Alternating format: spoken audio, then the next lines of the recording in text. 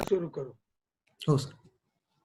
Doctor Pramod मगर, कीटकशास्त्रज्ञ, कृषी विज्ञान केंद्र यवतमाळ, पंजाबराव कृषी विद्यापीठाच्या अंतर्गत हे कृषी विज्ञान केंद्र चालवलं जातं. त्यांनी पंजाबराव कृषी विद्यापीठातनं BSc आणि MSc केलं. कीटकशास्त्र विषयात MSc कृषी केलं. फळांवरील रसशोषक किडींचं नियंत्रण या विषयावर PhD राहुरीमध्ये डॉक्टर चंदेले यांच्या मार्गदर्शनाखाली त्यांनी केलं आणि जैविक कीट नियंत्रणात त्यांचा खूप चांगला अभ्यास आहे. गेली अनेक वर्ष हजारो शेतकऱ्यांना कीड नियंत्रण या विषयावर मार्गदर्शन करीत आहेत. ट्रायकोडर्मा उत्पादन करणे, जैविक कीड नियंत्रण या सगळ्या विषयांवर त्यांचं प्रभुत्व आहे.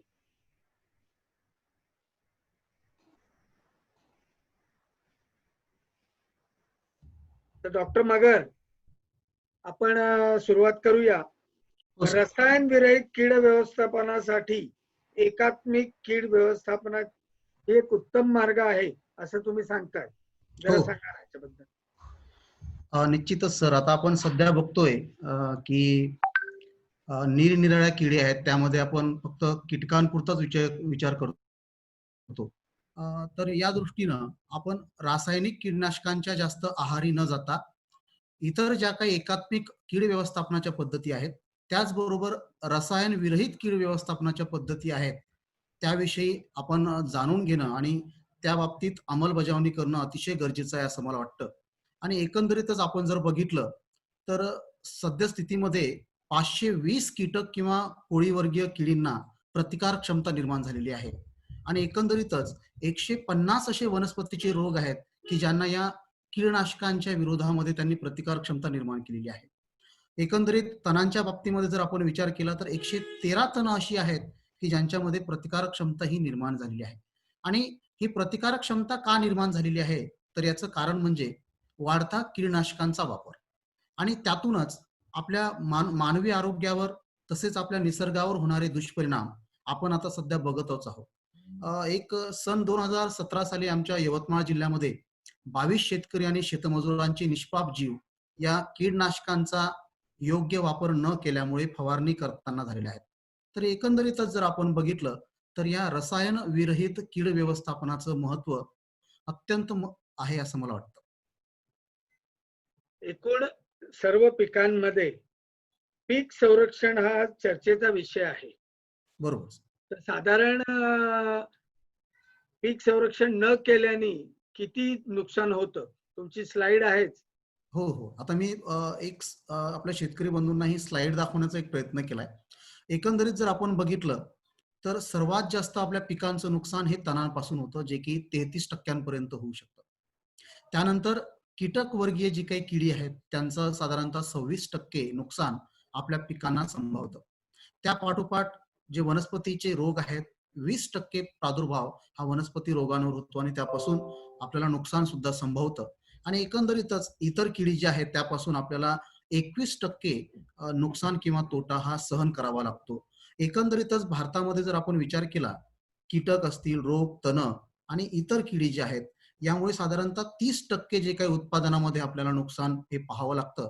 आणि एकंदरीतच 300 लाख टन अन्नधान्य आपण असं बघितलं तर या वेगवेगळ्या किडींपासून आपल्या पिकांचं नुकसान होतं. आणि त्याची जर आपण पैशांमध्ये जर किंमत काढायची झाली तर 5,000 कोटी रुपयांपर्यंत नुकसान आपला देश दरवर्षी या किडींपासून भोगत आहे. आणि एकंदरीतच देशाच्या एकूण उत्पादनाच्या 18% नुकसान हे आपल्याला पैशाच्या बाबतीमध्ये आर्थिक नुकसान आपण जर बघितलं तर या किडींमुळे होत असतं. आणि एकंदरीतच आपण हे सगळं बघत असताना एक आपण आवर्जून लक्ष घातलं पाहिजे की आपल्या देशांमध्ये इतर देशाच्या तुलनेमध्ये खूप कमी कीटकनाशकांचा वापर आहे तसं पाहिलं तर. परंतु आपलं भारत आपण कृषीप्रधान देश आहे आणि संपूर्ण जगाला शेती करण्याचं तंत्रज्ञान आपल्या देशानंच दिलेलं आहे. आणि एकंदरीतच विषरहित, रसायन रहित जी काही शेती होती ती आपली पारंपरिक शेती होती. आणि त्या एकंदरीतच आपण सध्या जर बघितलं तर 600 ग्रॅम प्रति हेक्टर एवढ्या प्रमाणात फक्त भारतामध्ये कीटकनाशकांचा वापर होतो. परंतु जे काही विकसित देश आहेत, या विकसित देशांच्या तुलनेमध्ये जर आपण बघितलं तर 3000 ग्राम प्रति हेक्टर म्हणजे 3 किलो प्रति हेक्टर या प्रमाणामध्ये रासायनिक कीटकनाशकांचा वापर हा प्रगतशील देशांमध्ये आपल्याला पाहायला मिळतो. मला एक सांगा, तुम्ही म्हणताय तसं रसायन विरहित कीड व्यवस्थापन शक्य आहे का हा? आणि एकात्मिक कीड व्यवस्थापनाची गरज काय आहे? अगदी मला असं वाटतं सर, योग्य प्रश्न आपण विचारलेला आहे आणि एकंदरीतच आपण जर बघितलं तर ह्या किडी काही आपल्यासाठी नवीन नाही आहेत. साधारणतः 250 लाख वर्षापासून हे कीटक या पृथ्वीवरती आहेत आणि त्यांचं साम्राज्य हे असंच त्यांचं वर्चस्व या पृथ्वीवर आपल्याला पाहायला मिळतं. आणि एकंदरीतच जर आपण बघितलं की ह्या जो काही वातावरणामधील बदल आहे आणि त्या वातावरणातील बदलामुळे ज्या किडींमध्ये प्रतिकारक क्षमता निर्माण होत आहेत किंवा आपण बघतो की दरवर्षी नवनवीन किडींचा समावेश आपल्या पिकांमध्ये होत आहे. आताच नव्यानं आलेली अमेरिकन लष्करी अळी असेल किंवा आता कापूस पिकावरती जिथे आपण बीटी कापसाची लागवड करतो, अशा बीटी कापसावर सुद्धा गुलाबी बोंडअळीचा प्रादुर्भाव आपल्याला पाहायला मिळतो. म्हणजे एकंदरीतच जे तंत्रज्ञान या किडींच्या विरोधामध्ये आपण आणलेलं होतं, तेच आता आपल्याला त्या किडींमध्ये प्रतिकारक क्षमता निर्माण करताना किंवा निर्माण होताना दिसत आहे. आणि एकंदरीतच या रसायन विरहित कीड व्यवस्थापनासाठी एकात्मिक कीड व्यवस्थापन हा एक सर्वोत्तम पर्याय आहे. कारण या रासायनिक कीड व्यवस्थापनाच्या ऐवजी जर आपण एकात्मिक कीड व्यवस्थापनाच्या मार्गाने जर चाललो, तर एकंदरीतच आपल्याला कमी खर्चामध्ये, कमी आपल्या निसर्गाला, मानवी आरोग्याला किंवा जनावरांना हानी पोहोचवता आपल्याला एक उत्तम अशी विषविरहित शेती आपल्याला करता येईल. आणि त्यासाठी मला असं वाटतं की एकात्मिक कीड व्यवस्थापन हा त्याला एक उत्तम पर्याय आहे. आणि या एकात्मिक कीड व्यवस्थापनामध्ये आपल्याला फक्त रासायनिक कीटकनाशक हाच एक पर्याय नसून इतरही ज्या काही पारंपरिक पद्धती आहेत, मशागतीय पद्धती आहेत, त्याचबरोबर यांत्रिक पद्धतींचा समावेश होतो, ज्यामध्ये कामगंध सापळे आहेत, पिवळे चिकट सापळे आहेत. त्याचबरोबर आपण जर बघितलं तर जैविक कीड व्यवस्थापनाद्वारे सुद्धा आपण प्रभावी किडींचं व्यवस्थापन करू शकतो. आणि एकंदरीतच एक शेवटचा पर्याय म्हणून रासायनिक कीटकनाशकांकडे सुद्धा पाहण्याचा सल्ला या एकात्मिक कीड व्यवस्थापनामध्ये आपल्याला आहे. परंतु रासायनिक कीटकनाशके हे मर्यादित वापरली पाहिजेत आणि त्यांचा वापर करत असताना शेवटचा पर्याय म्हणून ती वापरली पाहिजेत.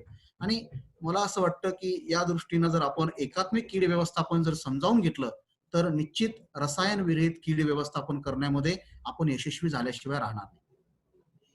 एकात्मिक कीड व्यवस्थापनाचे कोणत्या पद्धती आहेत आणि पारंपरिक पद्धतीचा त्यात कसा वापर करता येतो?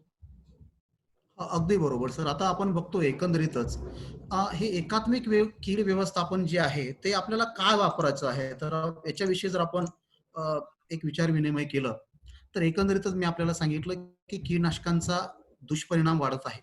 त्याचबरोबर किडींमध्ये प्रतिकार क्षमता ही वाढत आहे. आणि एकंदरीतच आपण बघतोय की आपला पीक संरक्षणावरील खर्च सुद्धा वाढत आहे. आपण बऱ्याच अंशी किडींचं आणि रोगांचं व्यवस्थापन करू शकतो. एकंदरीतच उन्हाळ्यामध्ये जर आपली जमीन आपण नांगरली आणि किमान 1.5 ते 2 महिन्यात चांगली तापू दिली, तर मला असं वाटतं की बऱ्याच अंशी या किडींचं आणि रोगांचं व्यवस्थापन आपण एकट्या नांगरणीनं करू शकतो. त्याचबरोबर इतर ज्या मशागती पद्धती आहेत, ज्यामध्ये पिकांची वेळेवर लागवड करणे, त्यांची वेळेवर पेरणी करणे. आणि आपण एक बघतोय की कापूस पिकाचं जर आपण उदाहरण घेतलंय, बीटी कापूस तंत्रज्ञान आल्यापासून एक 6 महिन्याचं पीक 12 महिन्याचं पीक शेतकऱ्यांनी केलेलं होतं. आणि एकंदरीतच या जे पीक आहे हे त्याच्या वेळ मर्यादेच्या पुढे घेणं, त्यामुळे सुद्धा आपण बघतोय की बऱ्याच किडींचा त्यामध्ये अंतर्भाव होताना आपल्याला दिसतोय आणि दिवसेंदिवस या किडी सुद्धा वाढत आहेत. त्यामुळे एकंदरीतच आपल्याला या मशागती पद्धतीमध्ये पेरणीची वेळ असेल, त्याचबरोबर पेरणी करण्यापूर्वी बीज प्रक्रियेचं तंत्रज्ञान, मला असं वाटतं की त्यावरही आपण बराच जोर दिला पाहिजे. आणि एकंदरीतच या एकात्मिक कीड व्यवस्थापनाच्या माध्यमातून आपल्याला ज्या काही ह्या महत्वाचे आपल्या पुढे आलेल्या समस्या आहेत की आपल्या मानवी जीवनावर असणारे कीटकनाशकांचे दुष्परिणाम, त्याचबरोबर किडींमध्ये ज्या प्रतिकार क्षमतेमध्ये वाढ होत आहे आणि या कीटकनाशकांच्या वाढत्या किमतीमुळे आपला खर्च सुद्धा पीक संरक्षणावर वाढत आहे. नाही, आता तुम्ही पारंपरिक पद्धती ज्या आपल्या होत्या हो. या एकात्मिक कीड व्यवस्थापनामध्ये, त्या कोणत्या आणि त्याचा कसा वापर करता येईल? एक बरोबर. तुम्ही नांगरणी सांगितलं, हो. बीज प्रक्रिया सांगितलं, बर.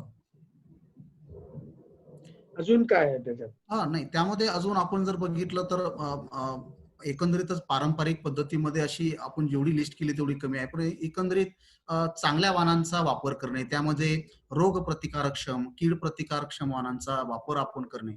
आता आपण बघतोय की सर्व संकरित वाणं शेतकरी लागवड करत आहेत निरनिराळ्या पिकांची.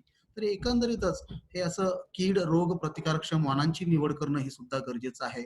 अजून एकंदरीत मशागती पद्धतीमध्ये आपण जर बघितलं की आपला शेताचा बांध असेल किंवा शेत आहे हे तणविरहित ठेवणे, कुठल्याही तणनाशकाचा वापर न करता ते साध्या कोळपणीने किंवा खुरपणीने आपलं शेत तणमुक्त ठेवणे. कारण बऱ्याच किडींचा प्रादुर्भाव या बांधावरील तणांपासून किंवा शेतात आपल्या उपस्थित असलेल्या तणांपासून हा होत असतो.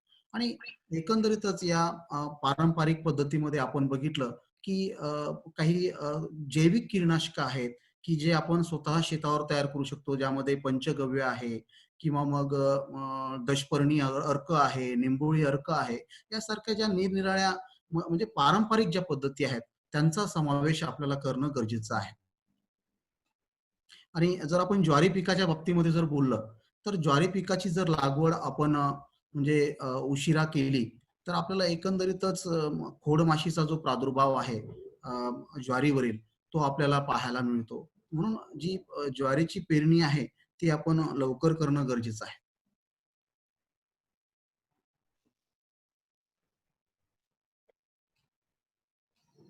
थोडंसं जैविक कीड व्यवस्थापन याच्याबद्दल थोडस सांगा ना. हा एक उत्तम मार्ग आहे असं सगळे सांगतात. हो हो. तुमचं काय याच्यावर अभ्यास आहे? एकंदरीतच बरोबर. एकंदरीत जी ही कीटकनाशकं आपण या किडींच्या व्यवस्थापनासाठी वापरतो तर त्या त्या फक्त 5% त्यांच्या टार्गेटवरती काम करतात. म्हणजे जी काही निरनिराळी कीटकनाशकं आहेत ही फक्त 5% त्या त्या कामासाठी आपल्याला येतात. परंतु जैविक कीड नियंत्रण हे संपूर्णपणे आपल्याला 100% किडींचं व्यवस्थापन देण्याचं सामर्थ्य ठेवतं. त्यामध्ये मी काही स्लाइड्स दाखवण्याचा प्रयत्न केलेला आहे. एकंदरीत आपण जर बघितलं तर हे निरनिराळे परोपजीवी मित्र कीटक आहेत, ज्यामध्ये आपण अंडी परोपजीवी मित्र कीटक म्हणूया, अळी परोपजीवी मित्र कीटक म्हणूया, असे निरनिराळे परोपजीवी मित्र कीटक आहेत. त्याचबरोबर आपण जर बघितलं तर परभक्षी मित्र कीटक आहेत. या परभक्षी मित्र कीटकांचा वापर आपण पीक संरक्षणामध्ये जर केला तर एकंदरीतच जीवो जीवस्य जीवनम या उक्तीचा वापर करून आपण जैविक पद्धतीनंच जे काही आपल्या किडींचे शत्रू आहेत, जे आपले मित्र आहेत, अशा मित्र कीटकांचा वापर करून आपण या किडींचं व्यवस्थापन करू शकतो. त्यामध्ये अतिशय प्रभावशाली असा जो एक मित्र कीटक आहे तो म्हणजे ट्रायकोग्रामा मित्र कीटक. हा ट्रायकोग्रामा नावाचा मित्र कीटक हा परोपजीवी कीटक आहे. हा किडींच्या अंडींना शोधून त्या अंडींमध्ये स्वतःची अंडी घालून त्या अंडी अवस्थेमध्येच किडीचं व्यवस्थापन करण्याची क्षमता यामध्ये आहे. तर असे ट्रायकोकार्ड सुद्धा बाजारात उपलब्ध आहेत. यांचा वापर आपण पतंगवर्गीय किडींच्या व्यवस्थापनासाठी करू शकतो.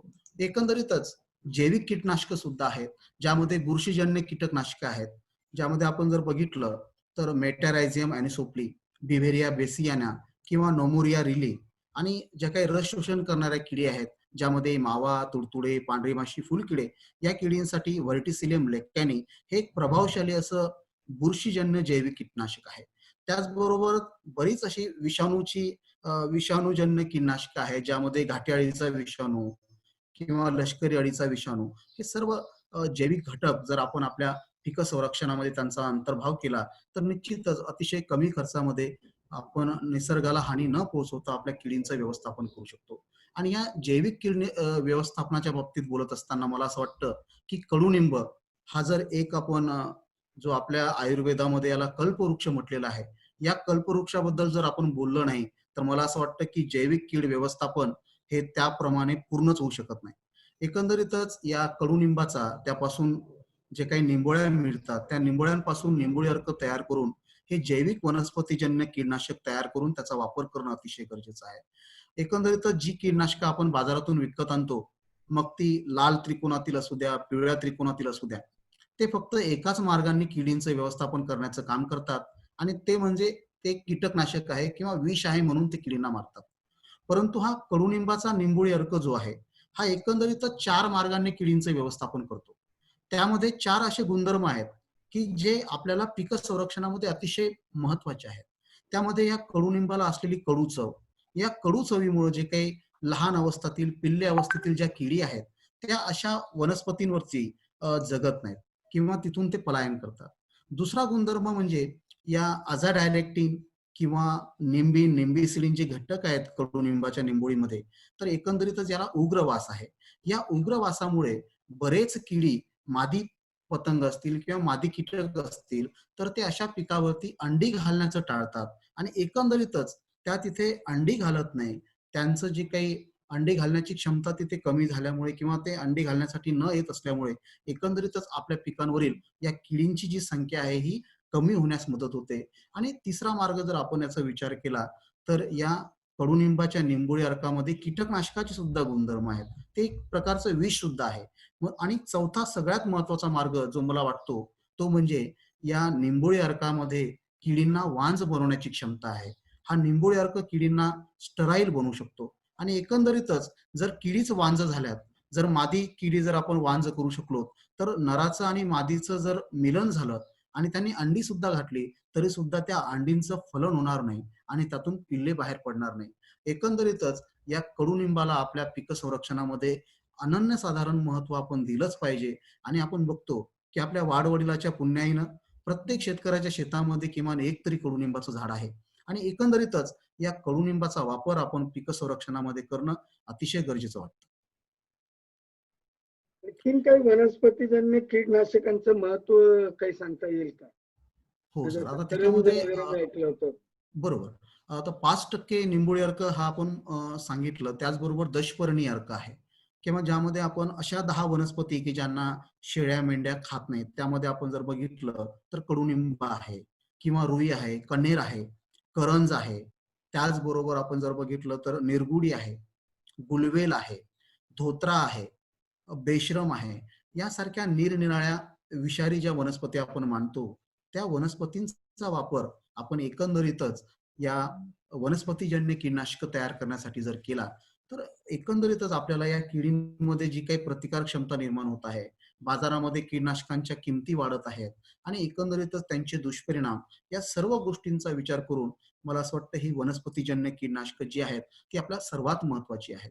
आणि बरेच आपल्याकडे पारंपरिक असे पीक संरक्षणासाठी घटक आहेत, ज्यामध्ये आपण पिकाचं मग संवर्धन असू द्या किंवा पिकाचं संरक्षण असू द्या, त्यामध्ये पंचगव्य किंवा मग त्याच्यामध्ये जीवामृत आहे, त्यामध्ये दशपर्णी अर्क आहे, त्यामध्ये आपण जर बघितलं तर बीजामृत आहे.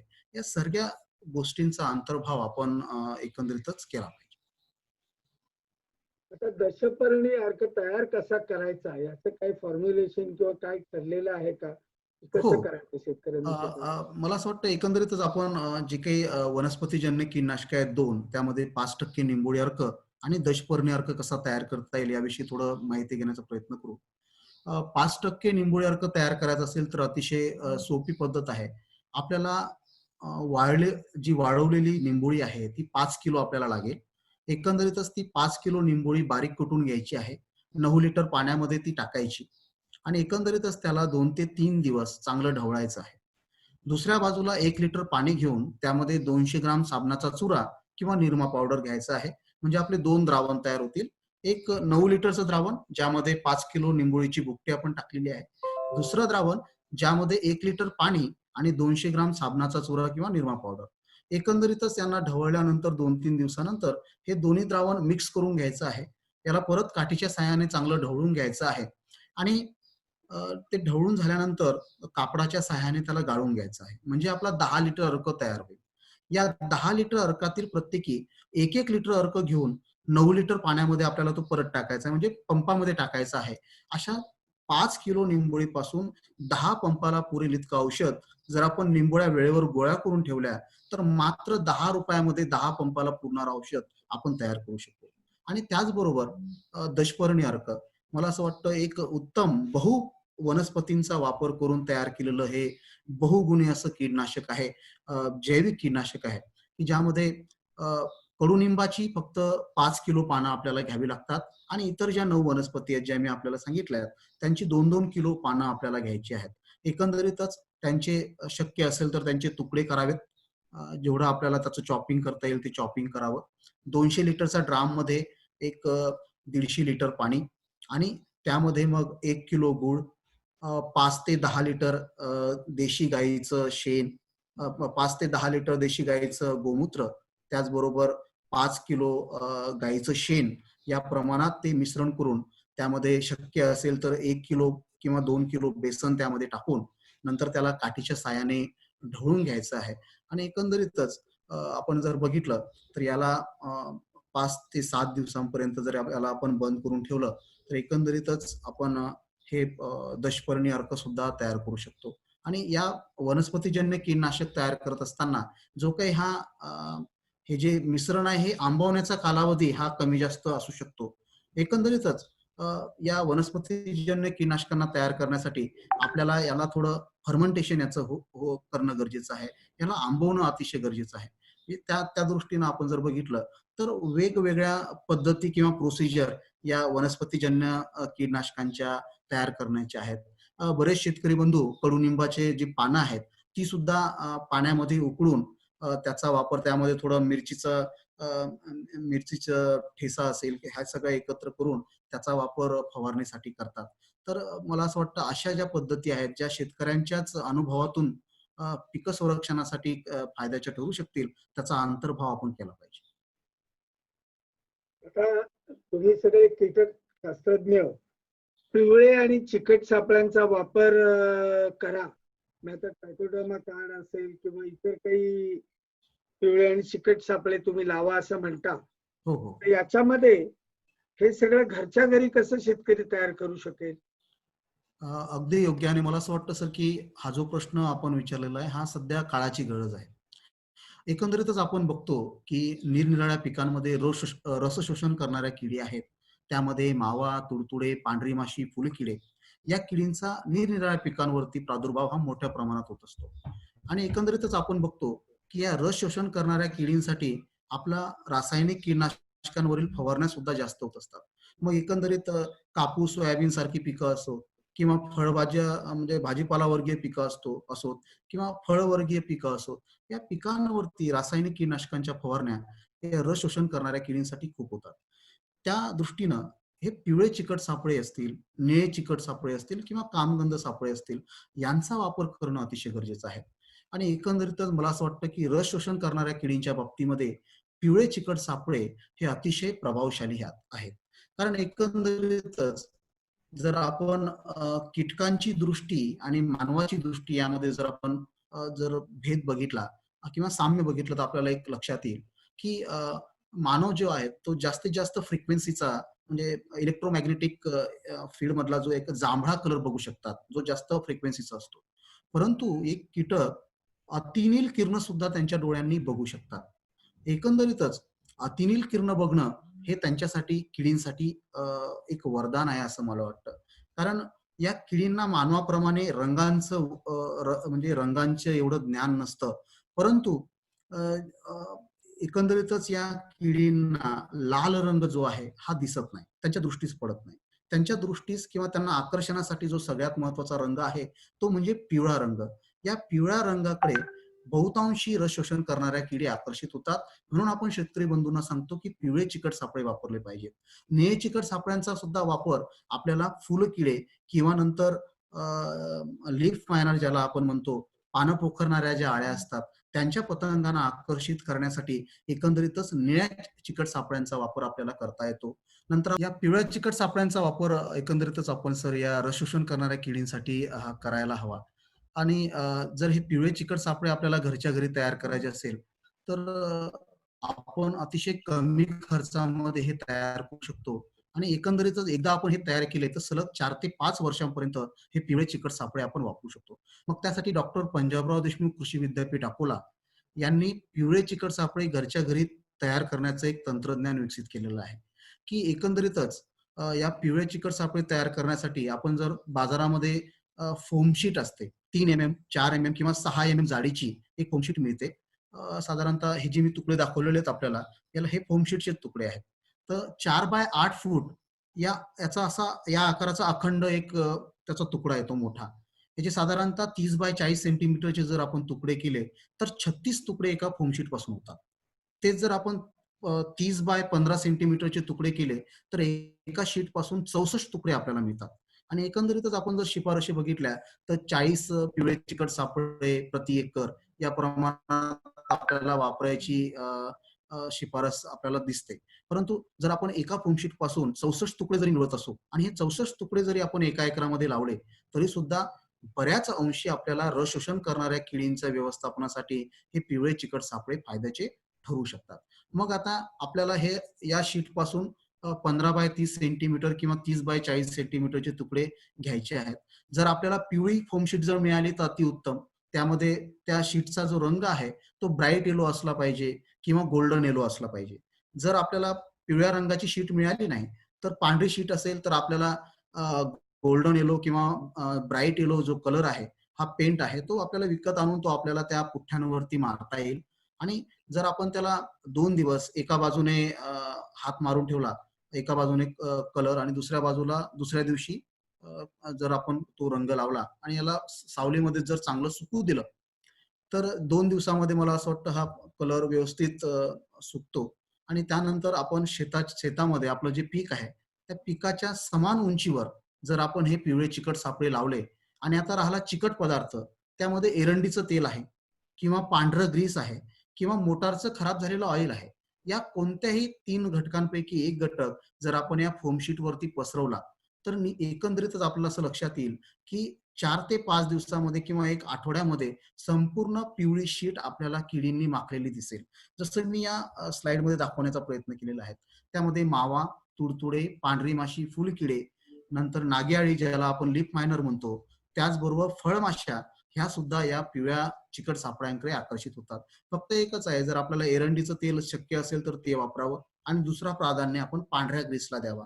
मोटारचं खराब झालेलं ऑइल जे आहे ते एकंदरीत तेवढं प्रभावशाली आपल्याला वाटत नाही.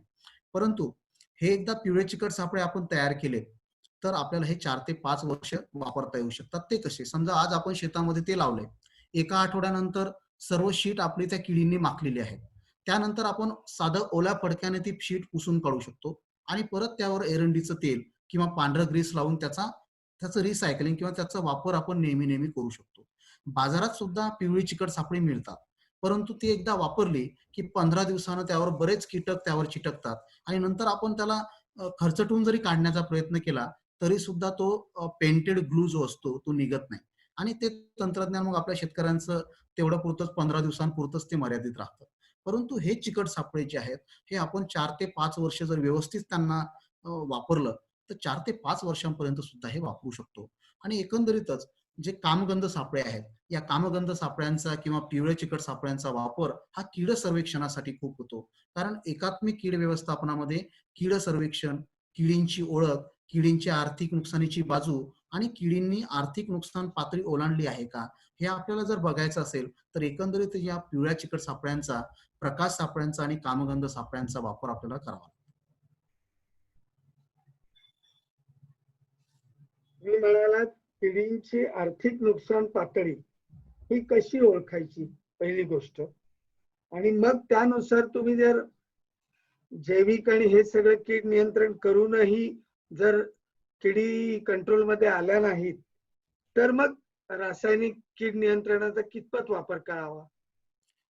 अगदी योग्य मला प्रश्न आहे सर हा. कारण आपण बघतोय की एकंदरीतच रासायनिक कीटकनाशकांचा वापर आपण शेवटचा पर्याय म्हणून करावा असं शेतकऱ्यांना सांगतो. परंतु त्याचबरोबर त्यांचं पिकाचं नुकसानही न होऊ देणं ही सुद्धा खूप मोठी गोष्ट आहे. आणि त्या दृष्टीनं आपण जर या सर्व एकात्मिक कीड व्यवस्थापनाच्या पद्धतींचा वापर केला, मशागती पद्धती आहेत, पारंपरिक पद्धती आहेत, जैविक आहेत, यांत्रिक आहेत, या सर्व पद्धतींचा वापर करून नंतर मग जर आपल्याला किडीने आर्थिक नुकसान पातळी ओलांडली आहे असं जाणवत असेल, ज्यामध्ये किडींच्या पिकनिहाय वेगवेगळ्या आर्थिक नुकसानीच्या पातळी आहेत.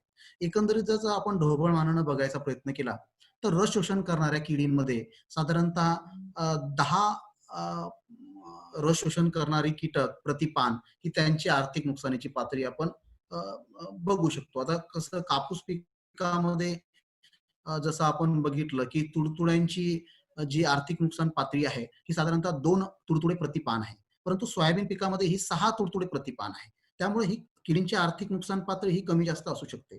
परंतु ढोबळ मानाने जर आपण बोलायचं झालं तर एकंदरीतच 10% किडीचा प्रादुर्भाव जर आपल्याला 10% प्रादुर्भावग्रस्त झाडे दिसत असतील तर ही किडींच्या आर्थिक नुकसानीची पातळी आहे. किंवा 5 ते 10% प्रादुर्भावग्रस्त पिकांचे काही भाग आहेत त्यामध्ये पात्या, फुलं, कळ्या किंवा त्यांना लागलेले फळं, शेंगा यांच्यावर जर आपला प्रादुर्भाव दिसत असेल तर ही त्याची आर्थिक नुकसानीची पातळी असू शकते. आता ते वेगवेगळ्या पिकांमध्ये कीडनिहाय वेगवेगळे आर्थिक नुकसान पातळी आहे. जर आपण एक उदाहरण घेतलं कापूस पिकाचं, तर या कापूस पिकामध्ये मावा किडीसाठी 10 कीटक प्रति पान ही आर्थिक नुकसान पातळी आहे. फुलकिडींसाठी सुद्धा 10 कीटक प्रति पान ही आहे. पांढऱ्या माशीसाठी 10 पिल्ले व प्रौढ प्रति पान या प्रमाणात त्याची आर्थिक नुकसान पातळी आहे. तुडतुड्यांसाठी मी सांगितलं की 2 तुडतुडे प्रति पान ही त्याची आर्थिक नुकसान पातळी आहे. बोंडअळ्यांच्या बाबतीत जर बोलायचं झालं तर 10% प्रादुर्भावग्रस्त पात्या, फुलं, बोंड जर आपल्याला आढळत असतील तर ही कापूस पिकावर बोंडअळ्यांची आर्थिक नुकसान पातळी आहे. आणि जेव्हा ही आर्थिक नुकसान पातळी कीड ओलांडतील त्यावेळेला शेवटचा पर्याय आणि जे आपल्याजवळ असलेलं ब्रह्मास्त्र आहे त्या ब्रह्मास्त्राचा वापर म्हणजेच कीडनाशकांचा वापर आपण शेवटचा पर्याय म्हणून आपल्या पीक संरक्षणामध्ये केला पाहिजे. आणि या कीटनाशकांचा वापर करत असताना सुद्धा तो लेबल क्लेम निहाय केला पाहिजे. बऱ्याच कीटनाशकांना आपलं केंद्रीय कीटकनाशक मंडळ फरीदाबाद यांनी शिफारस केलेली असते त्यालाच आपण लेबल क्लेम म्हणतो. किंवा ज्या कंपन्या आहेत त्यांची जी वेगवेगळी रसायनं आहेत, कीटनाशकं आहेत, त्यांच्या डब्यावरती किंवा त्यांचं जे एक लेबल असतं त्या लेबलवरची इत्थंभूत माहिती त्या कीटनाशकाविषयी ते देतात, की जसं की हे कीटनाशक किती प्रमाणामध्ये वापरावं, ते कोणत्या किडींच्या विरोधात वापरावं, कोणकोणत्या पिकांवरती त्यांचा आपण वापर करू शकतो. तर या लेबल क्लेम निहाय आपण या कीटनाशकांचा वापर करणं गरजेचं आहे. त्याचबरोबर आपण बघतो की कीटनाशकांच्या डब्यांवरती वेगवेगळ्या रंगांची 4 त्रिकोणांपैकी एक त्रिकोण असतो. त्यामध्ये लाल त्रिकोण, पिवळा त्रिकोण, निळा त्रिकोण आणि हिरवा त्रिकोण. काय होतं, शेतकरी जेव्हा कीटनाशकांचा वापर करतात तेव्हा लाल त्रिकोण आणि पिवळा त्रिकोण असलेल्या कीटनाशकांना जास्त प्राधान्य देतात. एकंदरीतच कीटनाशक वापरताना सुद्धा हिरवा त्रिकोण असलेलं कीटनाशक आपण प्राधान्यानं वापरलं पाहिजे. त्या पाठोपाठ नंतर जर आपल्याला त्याचा प्रभाव म्हणजे ते प्रभावशाली वाटत नसेल तर नंतर निळा त्रिकोण असलेल्या कीटनाशकांकडे आपण वळलं पाहिजे. त्या पाठोपाठ नंतर पिवळा त्रिकोण असलेल्या कीटनाशकांकडे आपण वळलं पाहिजे. आणि सगळ्यात शेवटी लाल त्रिकोण असलेल्या कीटनाशकांकडे आपण वळलं पाहिजे. शेतीमध्ये शेतकऱ्यांमध्ये काय होतं की पहिलेच ते लाल किंवा पिवळा त्रिकोण असलेले कीटनाशक मारून देतात आणि त्यानंतर मग जी महागडी कीटनाशकं येतात ही निळ्या किंवा हिरवा त्रिकोण मध्ये येतात आणि नंतर मग ते पिकाच्या शेवटच्या अवस्थेमध्ये या निळा किंवा हिरवा त्रिकोण असलेल्या कीटनाशकांचा वापर करतात आणि त्यामुळे एकंदरीतच त्यांचा पीक संरक्षणावरील खर्च वाढतो. म्हणून या एकात्मिक कीड व्यवस्थापनामध्ये जेव्हा आपण रसायन विरहित कीड व्यवस्थापनाच्या दृष्टीने जेव्हा विचार करतोय तेव्हा एक शेवटचा पर्याय म्हणून या रासायनिक कीटनाशकांचा वापर शिफारशीनुसार, लेबल क्लेम नुसार आणि त्यांच्या योग्य शिफारशीत मात्रेंमध्येच करणं गरजेचं आहे. प्रकाश सापळा आणि कामगंध सापळे या दोन बाबींचं जरा व्यवस्थित सांगा ना, विवेचन करा ना. कुठले कुठले सापळे मिळतात आणि प्रकाश सापळ्यामुळे कुठल्या किडींना अटकाव होतो? बरोबर.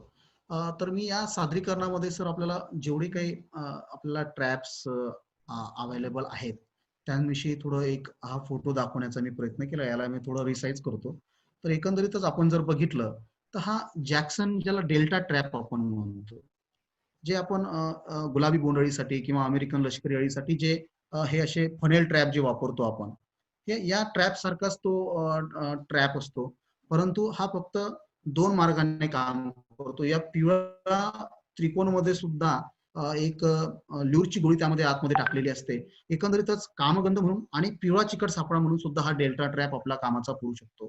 त्यानंतर आपण एकंदरीत जर बघितलं तर मल्टील्यूर ट्रॅप्स आहेत की ज्यामध्ये वेगवेगळे ल्यूर, वेगवेगळे कामगंध टाकून आपण त्यांचा वापर करू शकतो. त्यानंतर मॅकफेल ट्रॅप आहे, टेफ्री ट्रॅप आहे, जो हा आपण जास्त करून फळमाशांसाठी वापरतो. आणि एकंदरीतच हे जास्तीत जास्त जे सापळे आहेत हे फळमाशांसाठी खूप उपयुक्त आहेत.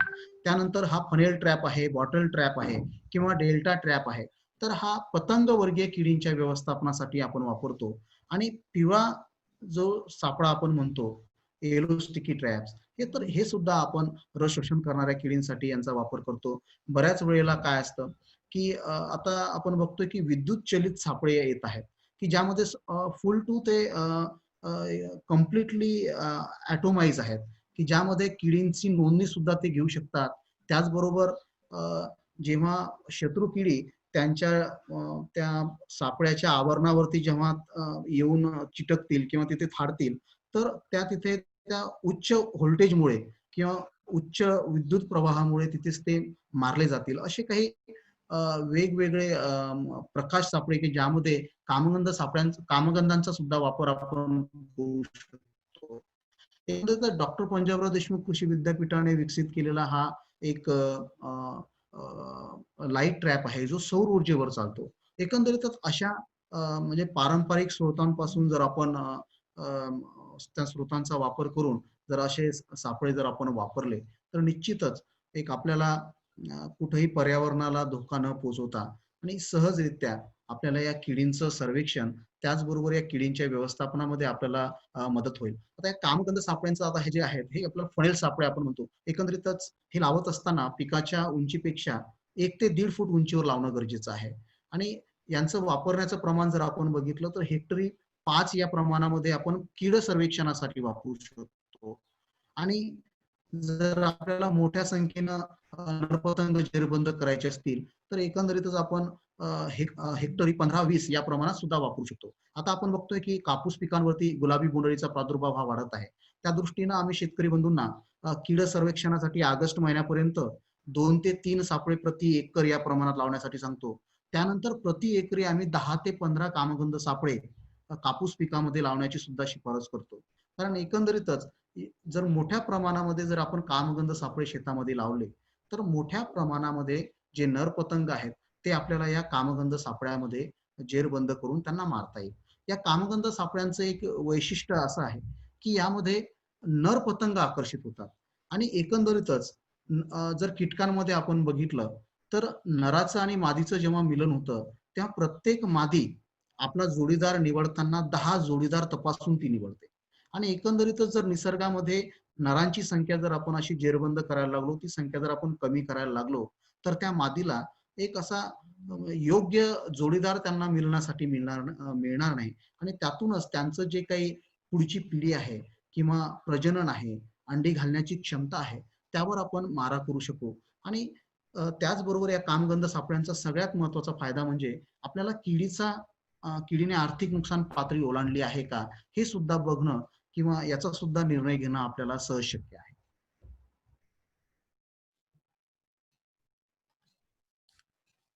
आता प्रत्येक शेतकऱ्यांनी पहिल्यांदा कुठल्याही पिकाची लागवड करताना किंवा रोपांची लागवड करताना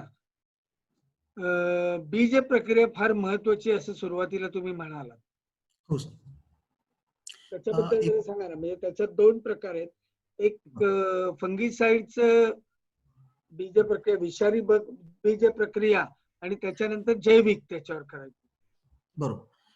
अगदी आता आपण बघतोय सर की म्हणजे तुकाराम महाराजांचा अभंगच आहे की जे बियाणं जर का म्हणजे उच्च दर्जाचं असेल, तर त्यातून येणारं जे काही पीक आहे ते सुद्धा उच्च प्रतीचंच राहणार आहे.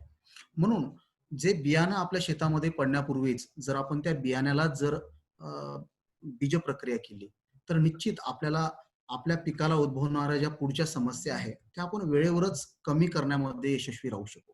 एकंदरीतच बीज प्रक्रियेचं जे तंत्रज्ञान आहे हे फक्त एखादं बियाणं आपण विकत आणलं, त्यासोबत एखादी थायरम किंवा बुरशीनाशकाची पुडी येते, त्या बुरशीनाशकाची बीज प्रक्रिया त्या बियाण्याला केली म्हणजे बीज प्रक्रिया झाली, असा गोड गैरसमज आपल्या शेतकऱ्यांमध्ये आहे. परंतु एकंदरीतच हे बीज प्रक्रियेचं संपूर्ण तंत्रज्ञान आपण समजून घेतलं पाहिजे. या बीज प्रक्रियेमध्ये आपण 4 ते 5 घटकांची बीज प्रक्रिया करू शकतो, ज्यामध्ये रासायनिक बुरशीनाशक आहे, जैविक संवर्धके आहेत, रासायनिक कीटनाशकं आहेत, जैविक बुरशी आहे. फक्त आता एवढे सगळे घटक लावत असताना आपल्याला त्याचा अनुक्रम काय आहे हा सुद्धा आपण समजून घेतला पाहिजे. त्याचबरोबर त्यांचा अनुक्रम पाळत असताना नेमकं ते शिफारशीत आहे का? शिफारशीत असेल तर त्याचा फायदा काय होणार आहे? या सगळ्या गोष्टींची माहिती आपल्याला असली पाहिजे. एकंदरीतच एक सिक्वेन्स मी आपल्या शेतकरी बंधूंना आपल्या माध्यमातून सांगू इच्छितो की FIR हा सिक्वेन्स आपल्याला लक्षात ठेवावा लागणार आहे. एफ म्हणजे फंगीसाईड, ज्याला आपण बुरशीनाशक म्हणतो, मग ते रासायनिक असो जैविक असो. त्यानंतर इन्सेक्टिसाइड, आय म्हणजे इन्सेक्टिसाइड, ज्याला आपण कीटकनाशक म्हणतो, आणि आर म्हणजे रायझोबॅक्टेरिया, ज्याला आपण जीवाणू खतं किंवा जैविक संवर्धके असं म्हणतो. या अनुक्रमाने आपल्याला बीज प्रक्रिया ही करावी लागणार. आता फंगीसाइड्स, मग याच्यामध्ये आता एक कार्बॉक्झिन 37% अधिक थायरम 37%, या संयुक्त बुरशीनाशकाची जी काही शिफारस आहे ती बहुधा कापूस पिकावर आहे, सोयाबीन पिकावर आहे, तूर पिकावर आहे, उडीद मूग पिकावर आहे, हरभऱ्यावरती आहे. एकंदरीतच अशा शिफारशीत बुरशी नाशकाची आपण बीज प्रक्रिया बियाण्याला केली पाहिजे. आणि याचं प्रमाण 3 ग्रॅम, फार तर फार 4 ग्रॅम प्रति किलो बियाणं या प्रमाणात आपल्याला ते बियाण्याला सोडावं लागतं. त्यानंतर फंगीसाइड मध्येच आपण नंतर जैविक घटकामध्ये जी काही ट्रायकोडर्मा आहे त्याची सुद्धा बीज प्रक्रिया आपण करू शकतो. ट्रायकोडर्मा जी आहे ही जैविक बुरशी आहे. ही स्वतः बुरशी असून सुद्धा इतर बुरशीजन्य रोगांची लागण आपल्या बियाण्याला होऊ देत नाही. आणि ही अँटॅगोनिस्टिक फंज आहे. जर आपण या ट्रायकोडर्माची जर बीज प्रक्रिया केली तर सूत्रकृमींचा सुद्धा प्रादुर्भाव बऱ्याच अंशी कमी झाल्याचे आपल्याला निदर्शनास येतं. त्यानंतर इन्सेक्टिसाइड, बरेच असे कीटकनाशक आहेत की ते काही काही बियाण्यांसाठी काही काही पिकांमध्ये त्याचं शिफारस आहे. जसं की कापूस पिकामध्ये इमिडाक्लोप्रिड आहे, त्यानंतर सोयाबीन पिकामध्ये थायमिथॉक्झॅम 30% FS आहे. यासारख्या बीज प्रक्रियेसाठी शिफारशीत काही कीटकनाशक पिकनिहाय आहेत, त्यांचा वापर आपण करू शकतो. आणि त्यानंतर जैविक संवर्धक, ज्यामध्ये रायझोबियम आहे. जर डाळ वर्गीय किंवा तेल वर्गीय पिकं असतील तर त्यांच्यासाठी रायझोबियम. त्यानंतर जर आपले सिरियल्स असतील ज्यामध्ये गहू, ज्वारी, मका यासारखे असतील त्यासाठी अझॅटोबॅक्टर, हे 25 ग्रॅम प्रति किलो बियाणं या प्रमाणात आपल्याला बीज प्रक्रिया करावी लागते. त्यानंतर PSB, ज्याला आपण फॉस्फरस सोल्युबिलायझिंग बॅक्टेरिया, ज्याला आपण स्फुरद विरघळणारे जीवाणू म्हणतो. एकंदरीतच स्फुरद विरघळणारे जीवाणू 25 ग्रॅम प्रति किलो बियाणं या प्रमाणात जर आपण त्याचं जैविक संवर्धन केलं, रायझोबियम, अझॅटोबॅक्टर, PSB, तर आपल्याला एकंदरीत लक्षात येईल रायझोबियम आणि अझॅटोबॅक्टर मुळे नत्राचं स्थिरीकरण होण्यास मदत होते. आणि जो नत्र आहे हा नत्र त्याचा अपव्यय होत नाही आणि योग्य प्रमाणामध्ये तो नत्र पिकाला उपलब्ध होऊन त्याचा वापर ते स्वतःच्या वाढीसाठी आणि स्वतःच्या उत्पादनामध्ये वाढीसाठी करू शकतात. PSB जो आहे स्फुरद विरघळणारा जीवाणू, जे काय आपण स्फुरदयुक्त खतं आहे, ज्याला आपण सिंगल सुपर फॉस्फेट यासारखी खतं आपण शेतामध्ये टाकतो, की साधारणतः 25 ते 30 दिवसानंतर पिकाला मानवतात. म्हणजे आज जर आपण हे सिंगल सुपर फॉस्फेट शेतामध्ये टाकलं तर 25 ते 30 दिवसानंतर ते पिकाला हळूहळू उपलब्ध व्हायला लागतं आणि त्याचा पिकाला त्या प्रमाणात फायदा होत नाही. परंतु PSB जीवाणूची जर आपण बीज प्रक्रिया केलेली असेल तर लवकरात लवकर हा न विरघळणारा जो जीवाणू आहे हा लवकरात लवकर विरघळून तो पिकाला उपलब्ध करून देण्याची क्षमता या PSB मध्ये आहे. म्हणून या PSB ची आपण बीज प्रक्रिया आपल्या बियाण्याला केली पाहिजे. आणि एकंदरीतच असे सर्व 4 ते 5 घटकांचं संस्करण जर बियाण्याला आपण केलं तर मर रोग असेल, मुळकूज रोग असेल, जो बियाण्यापासून किंवा जमिनीपासून उद्भवतो, त्या रोगाची लागण होणार नाही. त्याचबरोबर आपण ट्रायकोडर्माची बीज प्रक्रिया करत आहोत, त्यामुळे सुद्धा मुळकूज आणि मर रोगाची लागण बियाण्याला होणार नाही, जी रोपा अवस्थेमध्ये आपल्याला पाहायला मिळते. त्याचबरोबर जी खतं आपण टाकत आहोत निश्चितच आपल्याला आपल्या जमिनीचं माती परीक्षण करून त्या अहवालानुसार ते वापरायचे आहेत. पण जी आपण खतं वापरू ती वापरल्यानंतर ती योग्य प्रमाणात पिकाला उपलब्ध होण्याचं का सुद्धा मदत आपल्याला होणार आहे. त्यानंतर जी काही कीटकनाशक आहेत त्या कीटकनाशकांची जर आपण बीज प्रक्रिया केली तर पिकाच्या सुरुवातीच्या अवस्थेमध्ये ज्या रस शोषण करणाऱ्या किडींचा प्रादुर्भाव असतो, मावा, तुडतुडे, पांढरी माशी आणि फुलकिडे, या किडींचाही प्रादुर्भाव बऱ्याच अंशी पिकाच्या सुरुवातीच्या अवस्थेमध्ये आपल्याला कमी पाहायला मिळतो.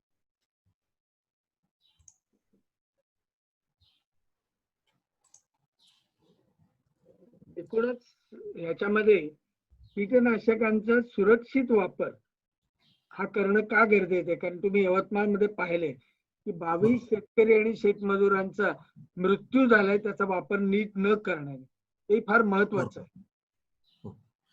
निश्चितच आपण बघतोय सर की एकंदरीतच आपल्याला साधं ताप खोकला आला की आपण डॉक्टरकडे जातो आणि डॉक्टर जे आपल्याला गोळी देतील ती गोळी आपण नियमानं किती प्रमाण पाहिजे, जेवणानंतर किती घ्यायची, किंवा दिवसातून 2 वेळा घ्यायची, 3 वेळा घ्यायची, आपण त्याचं यथोचित पालन करतो. परंतु हे कीटकनाशकं एवढी विषारी असून सुद्धा त्याच्या बाबतीमध्ये आपल्या लोकांमध्ये किंवा आपल्यामध्ये त्याची भीती त्या प्रमाणात दिसत नाही. आणि त्याचं कारण म्हणजे ही कीटकनाशकं आपण या कीटकनाशकांच्या वापराशिवाय शेती होऊ शकत नाही अशी आपली मनोमन धारणा झालेली आहे. आणि एकंदरीतच या कीटकनाशकांचा सुरक्षित वापर आणि तो वापर करत असताना काळजी घेणं अतिशय गरजेचं आहे. आता या कीटकनाशकांचा सुरक्षित वापर करण्यासाठी आपल्याला जेव्हा कीटकनाशक आपण बाजारातून विकत आणतो तेव्हापासून आपल्याला काळजी घेणं गरजेचं आहे. मी सांगितलं की लाल, पिवळा, निळा आणि हिरवा त्रिकोण, कोणतं त्रिकोण असलेलं कीटकनाशक शिफारशीत आपल्या पिकासाठी त्या किडनियाय आहे याचा अभ्यास करून याची माहिती घेऊन आपण ते कीटकनाशक निवडलं पाहिजे. कीटकनाशक निवडत असताना ते शिफारशीत आहे का नाही याची आपण काळजी घेतली पाहिजे. कीटकनाशक विकत घेत असताना ते परवानाधारक विक्रेत्याकडूनच विकत घेतलं पाहिजे. जेव्हा कीटकनाशक आपण घरी आणू तेव्हा ते साठवताना लहान लेकरांपासून, मुलांबाळांपासून दूर ठिकाणी आपण साठवलं पाहिजे, जेणेकरून या लहान मुलाबाळांच्या संपर्कात ते येणार नाही आणि त्यांना विषबाधा होणार नाही. त्याचबरोबर जेव्हा आपण आपलं रसायन किंवा कीटकनाशक शेतामध्ये फवारणीसाठी घेऊन जातो, त्यावेळेला फवारणीचं द्रावण तयार करत असताना आपण बघतो की तिथे खूप निष्काळजीपणा करताना आपल्याला दिसतात, की एकंदरीतच आपण जर बघितलं की हातानेच ते द्रावण ढवळण्याचं काम आपले काही शेतकरी बंधू किंवा शेतमजूर करत असतात. तर हे खूप धोक्याचं आहे. जेव्हा आपल्याला कीटकनाशकाचं द्रावण तयार करायचं असेल, तर ती शिफारशीत मात्रा 1 लिटर वेगळ्या डब्यामध्ये किंवा वेगळ्या भांड्यामध्ये घेऊन ते चांगलं काठीच्या साहाय्याने ढवळून नंतर पंपामध्ये टाकणं गरजेचं आहे. आणि नंतर मग ते पंपामध्ये टाकल्यानंतर काठीच्या साहाय्याने त्या पंपातल्या पाण्यासोबत ते ढवळणं गरजेचं आहे आणि नंतर ते फवारणी करणं गरजेचं आहे. फवारणी करत असताना सुद्धा अंगरक्षक साधनांचा वापर करणं गरजेचं आहे. ज्यामध्ये मास्क आहे, टोपी आहे, चष्मा आहे, हात मोजे आहे, ॲप्रॉन आहे, यासारख्या अंगरक्षक साधनांचा वापर करून फवारणी करणं अतिशय गरजेचं आहे. कारण की आपण बघतो एकंदरीतच ज्या फवारण्या आपल्या होतात ह्या दुपारच्या वेळेला बहुधा चालतात आणि दुपारच्या वेळेला एकंदरीतच या रासायनिक कीटकनाशकांचा जर आपण वापर करत असू, तर वाढलेलं तापमान आणि आपल्याला येत असलेला घाम यामुळे हे कीटकनाशक अजून मोठ्या प्रमाणात आपल्या शरीरामध्ये भिनू शकतं आणि ते एकदा आपल्या शरीरामध्ये भिनल्या गेलं तर ते रक्तात भिनल्या जातं आणि रक्तात भिनल्या गेलं की मग त्याचे आपल्याला तोंडावाटे न जाता सुद्धा आपल्याला त्याची विषबाधा होऊ शकतात.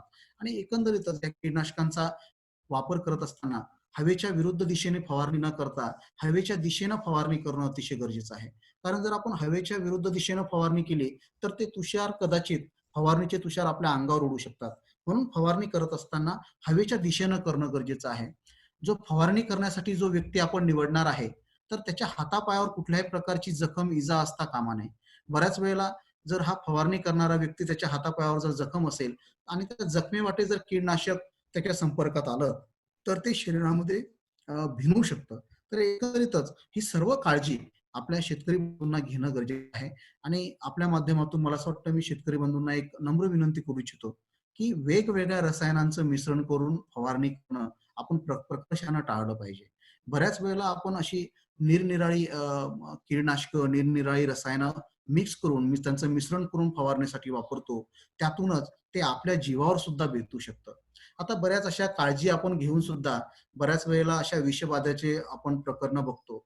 एकंदरीतच अशी जर एखाद्या अ, शेतमजुराला किंवा व्यक्तीला विषबाधा झाली असेल, तर लगेच त्या व्यक्तीला सावलीच्या ठिकाणी हलवून त्याचे सर्व जे अंगावरील कपडे आहेत थोडे सैल करून त्याला थोडं हवेशीर ठिकाणी त्याला घेऊन जावं. त्यानंतर त्याचा श्वासोच्छवास जर बंद झालेला असेल, तर त्याला तोंडावाटे कृत्रिम श्वासोच्छवास देणं गरजेचं आहे. आणि त्याची श्वसन क्रिया पूर्ववत करणं खूप गरजेचं आहे. त्या व्यक्तीला विषबाधा झाली असेल, तर बऱ्याच वेळेला त्याला घाम येतो. अशा वेळेला त्याचा घाम हा आपण पुसत राहणे गरजेचं आहे. एक सगळ्यात महत्त्वाची गोष्ट विषबाधित व्यक्तीसाठी करायची आहे, की या जर त्याला अशी घटना घडली असेल, तर त्याला मध्ये काहीही खाण्यासाठी किंवा पिण्यासाठी न देणं हे खूप गरजेचं आहे. जर विषबाधित व्यक्तीला आपण मध्येच काही खाण्यासाठी किंवा पिण्यासाठी पाणी देत असू, तर त्यातून ते विष म्हणजे अजून त्याच्या शरीरामध्ये भिनण्याची दाट शक्यता असते. आणि एकंदरीतच त्या विषबाधित व्यक्तीला लवकरात लवकर दवाखान्यामध्ये दाखल करणे आणि कोणत्या कीटकनाशकामुळे त्याला विषबाधा झालेली आहे, ती सर्व माहिती डॉक्टरांना देणे, म्हणजे डॉक्टरांना त्यांच्यावरील पुढचा जो उपचार आहे, इलाज आहे, तो करणं सहज शक्य होईल.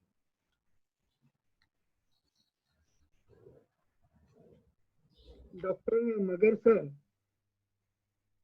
तुम्ही फारच सोप्या आणि साध्या भाषेत लोकांना अतिशय सुंदर मार्गदर्शन केलं आणि आम्ही अजूनही तुमचं पुढे आणखीन मार्गदर्शन घेणार आहोत. पण ह्या आजच्या पहिल्या सेशन बद्दल मनापासून धन्यवाद. धन्यवाद सर. आणि मला असं वाटतं आपण जो हा एक प्लॅटफॉर्म तयार करून दिला, निश्चितच कोणत्या ना कोणत्या माध्यमातून शेतकऱ्यांपर्यंत पोहोचणं अतिशय गरजेचं आहे. आणि मी बळीराजा आपल्या मासिकाचा सुद्धा मी इथे आभार व्यक्त करतो की त्यांनी शेतकऱ्यांसाठी एक चांगली मोहीम या कोरोना 2019च्या पार्श्वभूमीवर सुद्धा आपण आपलं मासिक कदाचित छापत नसेल, परंतु आपण थांबलेले नाही आहात. आणि आपलं एक शेतकऱ्यांबद्दल जी काही आपली एक संवेदनशीलता आहे ती आपल्या या उपक्रमातून दिसते. आणि मला असं वाटतं निश्चित सर आपल्यासारख्या लोकांची या आपल्या शेतकऱ्यांना अतिशय नितांत गरज आहे. आणि आपण सुद्धा एक चांगला विषय शेतकऱ्यांपुढे मांडण्याची मला संधी दिली त्याबद्दल मी आपला विशेष आभारी आहे. धन्यवाद.